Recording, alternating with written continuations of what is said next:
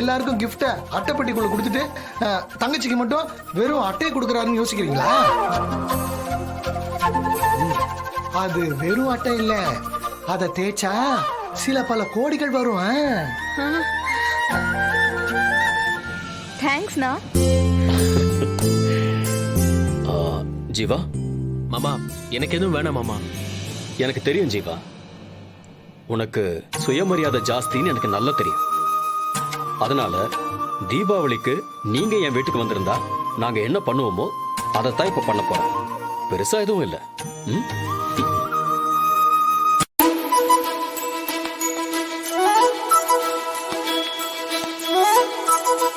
இதை வாங்கிக்கங்க ஜீவா.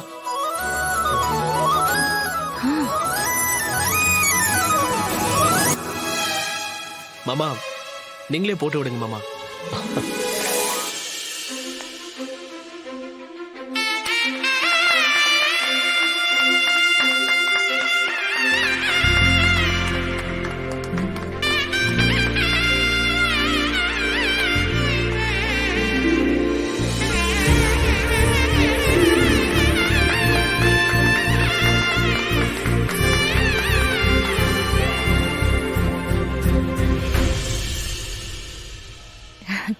மாமா இதுவே எனக்கு அதிகமா தான் மாமா இருக்கு.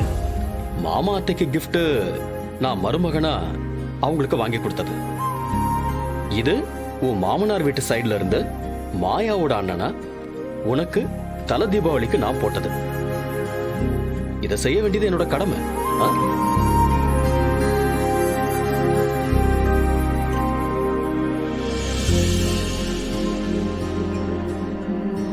என்னாச்சு மாமா? அது ஒண்ணு இல்ல மாப்பிள்ள, இவ்வளவு வாங்கி கொடுத்து அசத்திட்டீங்களே. இப்போ நாங்க வாங்கி வச்சிருக்கிற ஒரு சின்ன மோதிரத்தை எப்படி உங்களுக்கு போடுறதுன்னு தான் தெரியல. கிஃப்ட்ல என்ன மாமா இருக்கு, பெருசு சின்னது? அதுல எவ்வளவு அன்பு இருக்குங்கிறது தான் முக்கியம். நான் உங்க எல்லாருக்கும் செஞ்சது என்னோட லைஃப் ஸ்டைலுக்கு ரொம்ப சின்ன விஷயம்தான். ஆனா எனக்காக நீங்க செய்ய போறது ரொம்ப பெரிய விஷயம் மாமா. அந்த மோதிரத்தை நீங்களே போட்டு விடுங்க.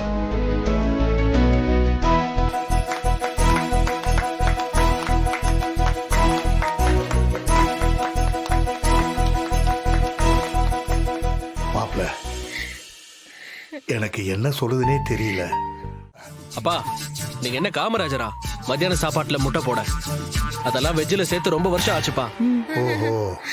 அப்பா ஆமாப்பா, அவர் நான்வெஜ்னா ரொம்ப விரும்பி சாப்பிடுவாரு. ஐயோ என்னங்க இது, இப்படி ஒரு தர்ம சங்கடத்துல மாட்டிக்கிட்டோம்.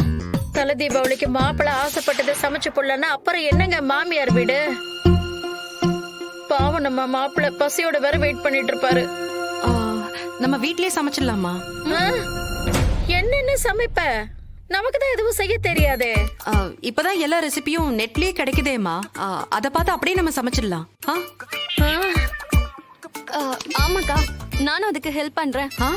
ஓகே சரி சரி, உனக்கு என்ன வேணுங்கிறத என்கிட்ட சொல்லிடு, நான் எல்லாத்தையும் வாங்கிட்டு வந்துடுறேன். மாயா, மது மாப்பிள்ளைக்காக நான்வெஜ் சமைக்க போறா, நீ என் பையனுக்காக என்ன சமைக்க போற? நான் ஜீவா கிட்ட பேசிட்டு அப்புறமா சொல்றேன் அத்தை. ஆமா ஆமா, அவனுக்கு எது சமைக்க வரும்னு நீ அவன்கிட்ட தானே கேட்கணும். அம்மா மாயா குலாப் ஜாமுன் சூப்பரா பண்ணுவா. டேய், நான் எப்படா குலாப் ஜாமுன் செய்வேன்னு சொன்னேன்? ஏய் நீ சூப்பரா செய்வ மாயா, எனக்கு தெரியும். செய்வேன். ஆமாமா, நான் சூப்பரா செய்வேன். ஜீவா சொன்னதும் தான் எனக்கு ஞாபகம் வருது. நான் சூப்பரா செய்வேன், மறந்துட்டேன். நல்லா போடுமா. மாப்பிளைக்கு வேணுங்கிறத மது வைப்பா. மது, பரிமாறினதெல்லாம் போதும், நீ மாப்பிள்ளை கூட உட்காந்து சாப்பிடுமா. மா இல்லம்மா, நான் அப்புறமா சாப்பிட்டுக்கிறேன். ஆமாக்கா சாப்பிடு, அது அம்மா இருக்காங்கல்ல, அவங்க பாத்துப்பாங்க. நீ உட்காரு. ஆமா மது, தீபாவளி அதுமா தனியா உட்காந்தா சாப்பிடுவேன். அதுதான் ஒரு ரவுண்டு எல்லாருக்கும் பரிமாறியாச்சுல. இனிமே நான் பாத்துக்கிறேன், நீ உட்காந்து சாப்பிடு. உட்காருன்னு சொல்றல, உட்காரு உட்காரு உட்காரு. எல்லாரும் சாப்பிடுங்க சாப்பிடுங்க.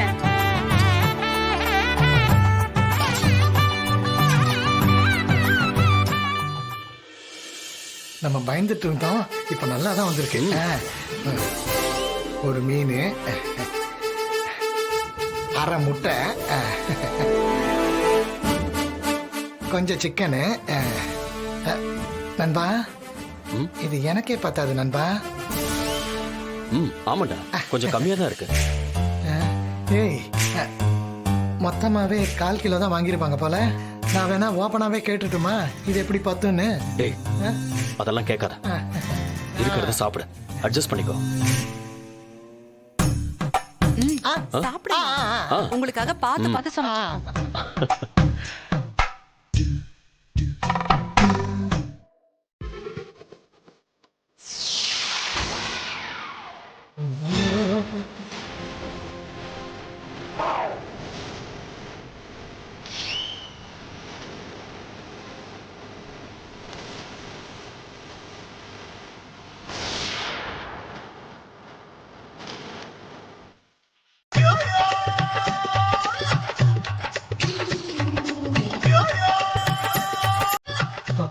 முட்டை